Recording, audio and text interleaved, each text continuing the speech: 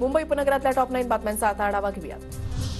नवी मुंबईतल्या मेट्रो सेवा धुलीवंदनाच्या पार्श्वभूमीवर सकाळच्या वेळेमध्ये बंद, तर प्रवाशांची गैरसोय टाळण्यासाठी दुपारी 2 नंतर मेट्रो सेवा पुन्हा सुरळीत राहणार। मुंबईतील नालेसफाईची कामं 15 मे पर्यंत पूर्ण करण्याच्या सूचना। कामं संथगतीनं होत असल्यानं पालिका प्रशासन ऍक्शन मोडवर। पदव्युत्तर वैद्यकीय अभ्यासक्रमांच्या जागांसाठी 872 महाविद्यालयांचे अर्ज। राष्ट्रीय आयुर्विज्ञान आयोगाकडे देशभरातून अर्ज। म्हाडाच्या मुंबई मंडळाला घरांच्या विक्रीतून लॉटरी। घरांच्या सोडतीमधून तब्बल 1391 कोटी रुपयांचा महसूल। मुंबईत वर्षभरामध्ये 50,000 टीबी रुग्ण। गेल्या वर्षीच्या तुलनेमध्ये यावर्षी रुग्णसंख्या कमी।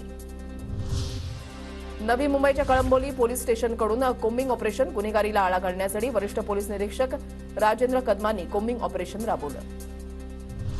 मुंबईत होळीतील अनुचित प्रकार टाळण्यासाठी पोलिसांकडून खबरदारी। पोलिसांचा 2000 पेक्षा जास्त फौजफाटा तैनात।